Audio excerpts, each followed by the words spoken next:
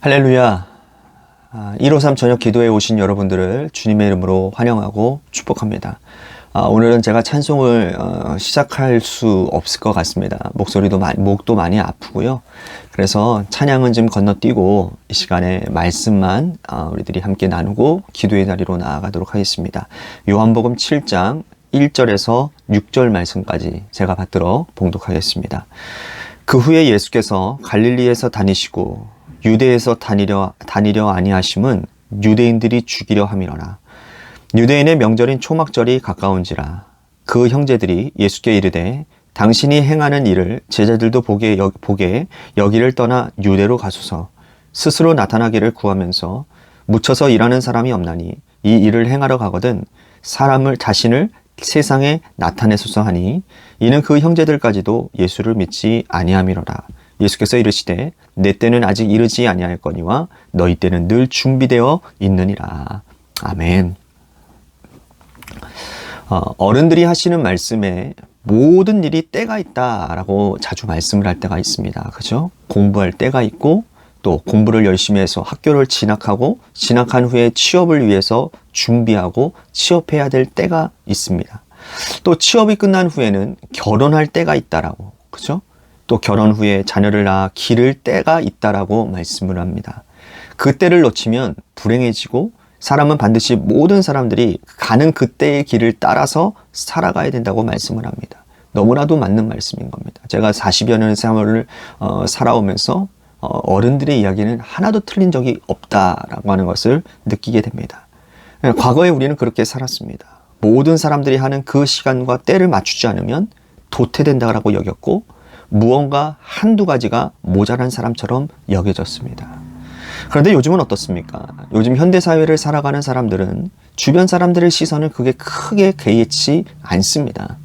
누가 대학을 가고 또 누가 취업을 하고 누가 결혼을 하고 아이를 낳는가에 대해 관심이 없습니다. 자기 주도적으로 살고 있습니다. 과거에는 타인 주도적으로 살았다면 이제는 자기가 원하는 바 자기 생각대로 나의 때를 맞추어서 사람들은 살아갑니다. 대학 가는 것도 취업하는 것도 결혼하는 것도 자녀를 낳아 기르는 것도 자기가 좋으면 그만이라고 생각하고 그렇게 살아갑니다. 그런 사람들에게 물어봅니다. 그렇게 사는 것이 불행하지 않냐고, 괜찮냐고. 그러면 그 사람들은 이렇게 사는 것이 행복하다라고 말을 합니다. 그런데 신앙인은 어떨까요? 신앙인은 타인의 눈을 의식하고 사는 타인 주도적인 삶을 살아서도 안 되고 자기 주도적인 삶을 살아서도 곤란합니다. 믿음을 가지고 사는 사람들은 하나님 주도적 인생을 살아야 합니다. 하나님께서 원하시는 때, 하나님께서 바라시는 시간, 하나님이 원하시는 그때와 시간과 장소에 맞추어 살아야 합니다. 그래야 신앙인은 영적으로 가장 행복해질 수 있는 것입니다. 오늘 읽은 하나님의 말씀에 자기 주도적인 삶을 살기를 원하는 한 부류의 사람들과 하나님 주도적인 하나님의 때를 맞추어 살고자 하는 예수님의 생각이 충돌하고 있습니다. 오늘 본문의 시간은 초막절입니다. 유대인들은 3번의 명절을 1년 동안 보냅니다. 6월절과 77절과 그리고 초막절, 이 3번의 명절입니다. 유대인의 성인 남자들은 명절이 되면 모두가 다 성전에 올라갑니다. 예루살렘에 올라가서 예물을 가지고 자신의 몸을 하나님께 보입니다. 그래서 명절이 되면 예루살렘은 인산인해를 이루게 됩니다. 그 당시 팔레스타인에 사는 사람들이 모두가 다 이 예루살렘에 모여왔다고 생각을 해보십시오. 얼마나 많은 사람들이 있었겠습니까? 이런 초막절이 다가오자 예수님의 동생들이 예수님께 이렇게 말을 합니다. 자, 2절과 3절 보십시오. 유대인의 명절인 초막절이 가까운지라 그 형제들이 예수께 이르되 당신이 행하는 일을 제자들도 보게 여기를 떠나 유대로 가소서. 유대로 가라라는 말은 예루살렘으로 가라라는 말이에요. 당신이 행하는 일이라는 말이 무엇일까요? 예수님의 동생들이 말하는 이 당신이 행하는 일이라고 하는 것은 예수님께서 행하신 기적을 말하는 겁니다. 예수님께서 요한복음 7장이 오기까지 예수님께서 기적을 몇 가지 행하십니다. 예수님은 우선 물로 포도주를 만드셨죠. 그리고 주님께서 왕의 신하를 고치십니다.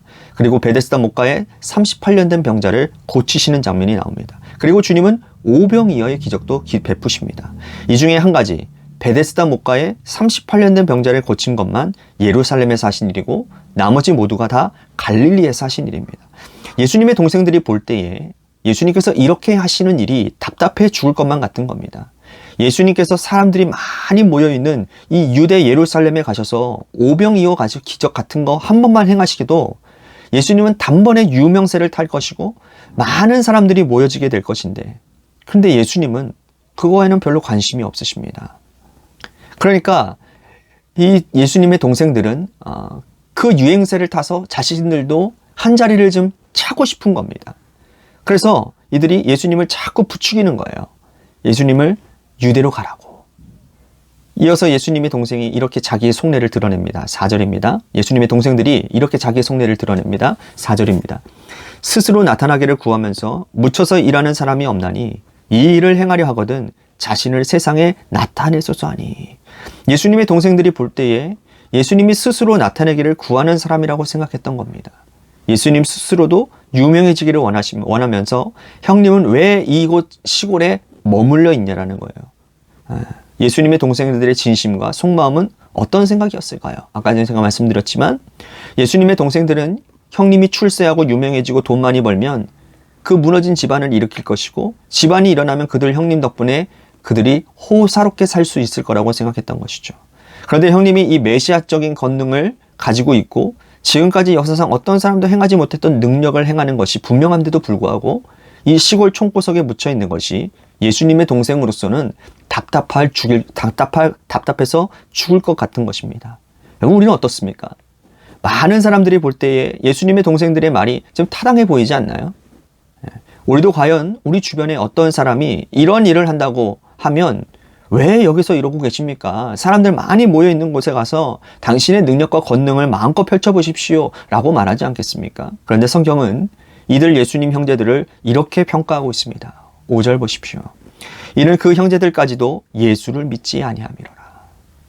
지극히 상식적이고 지극히 정상적인 사고를 가진 사람들에게 성경은 이들은 예수님을 믿지 않는다라고 말씀을 하고 있습니다. 우리는 어떠한 사고를 가지고 계십니까?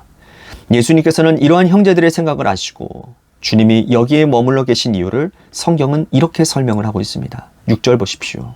예수께서 이르시되 내 때는 아직 이르지 아니하거니와 너희 때는 늘 준비되어 있느니라. 너희 때는 늘 준비되어 있느니라.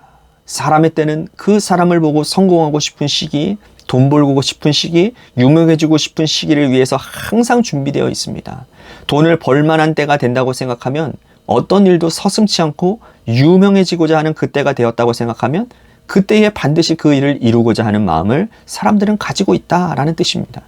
그런데 주님은 말씀하시기를 내 때는 아직 준비가 되지 않았다라는 거예요. 주님의 때가 언제입니까? 우리 주님의 때는 바로 6월절입니다. 성경이 예언하고 있고 예수님께서 이 땅에 오신 목적은 6월절 어린 양으로 십자가에 달려 돌아가시는 것입니다. 과거의 출애굽 사건이 그러했던 것처럼 우리 주님도 6월절 어린 양으로 돌아가시는 것이 주님의 때였습니다.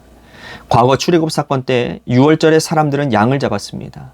양의 피를 문설주와 좌우 임방에 바르고 그 안에 있는 사람들이 들어가 있습니다. 그러므로 자신의 생명을 부지했습니다. 죽음의 사자가 피를 보고 지나갔기 때문이죠. 출애굽 사건의 6월절입니다. 이제 예수님이 그 한 마리 어린 양이 되신 거예요. 예수님의 피가 모든 사람들의 몸과 마음과 그들의 영혼의 문설주와 임방에 발려질 때 그때 죽음의 사자가 그 사람들의 영혼을 함부로 침노할 수 없습니다. 그래서 주님은 6월절 어린 양으로 십자가에 달려 돌아가실 예정이었습니다. 이것이 하나님의 뜻이죠. 주님은 이 땅에 오셔서 단 한 번도, 단 한 시간도, 단 한 가지 일도 자신의 때에 맞추어서 일한 적이 한 번도 없으십니다. 주님은 이 땅에 오셔서 공생의 삶을 사시면서 모든 때가 하나님의 때에 맞춰져 있었습니다. 자신의 이름이 영광받고 자신의 이름이 드높임을 받고 자신의 이름이 사람들에게 펼쳐지는 그 때를 위해서 산 적은 단 한 번도 없으십니다. 주님의 때는 하나님의 때와 일치되어 있었습니다. 성경이 말하는 하나님이 말씀하시는 그 때를 위하여 자신의 욕심을 낮추고 자신의 생각을 버리고 그 때에 맞추어서 사셨던 거죠. 하지만 인간의 때는 항상 나 자신에게만 맞춰져 있습니다. 하나님께 맞춰져 있지 않습니다. 내가 돈 벌고 출세하고 성공하고 내가 내 이름이 높아지는 그때, 그때가 아니면 우리는 실패라고 생각합니다. 그렇지 않습니다. 여러분들은 어떻습니까? 하나님을 믿고 신앙생활 하신다고 하면서 지금까지 우리가 살아왔던 삶의 시간표를 보면 이때가 아니라 차라리 나에게 죽음을 주십시오. 나는 이때가 아니면 실패한 인생입니다. 살아도 사는 것이 아닙니다. 혹시 그렇게 말하고 그렇게 생각한 적은 없으십니까? 하나님의 때에 우리의 때를 맞추어 가시기를 바랍니다. 하나님은 우리에게 지금도 말씀합니다. 너희의 때는 성공을 위하여 물질을 위하여 맞춰져 있구나. 그렇게 살아지 말아라. 항상 하나님의 때에 너희의 시간을 맞추어 살아라 말씀하십니다. 그 때를 분별하기 위해서는 영적인 지각이 필요합니다. 기도하면서 영적인 지각을 일깨워야 되는 겁니다. 오늘도 하나님 앞에 기도하기 위해 나왔죠? 말씀을 듣고 기도하며 하나님의 때를 분별하고 혹여나 분별했다면 그때에 우리의 때를 맞추어 살아가는 결단이 오늘 여러분들 가운데 있어지기를 주님의 이름으로 간절히 축복하겠습니다. 우리 오늘 말씀을 생각하면서 우리 같이 간절히 하나님 앞에 기도했으면 좋겠고요. 또한 중보기도 요청드립니다. 저희 가정을 위해서 안전과 또한 치유를 위해서 기도해 주시고 우리 원로 사모님을 위해서도 나은 치료 과정도 주님께서 은혜 가운데 부어 주십시오. 또한 우리 관악교회를 위해서 기도하고 마지막으로 여러분들의 삶의 자리와 여러분들의 자녀들을 위해서 기도하시다가 돌아가시기를 바랍니다. 우리 같이 기도하겠습니다.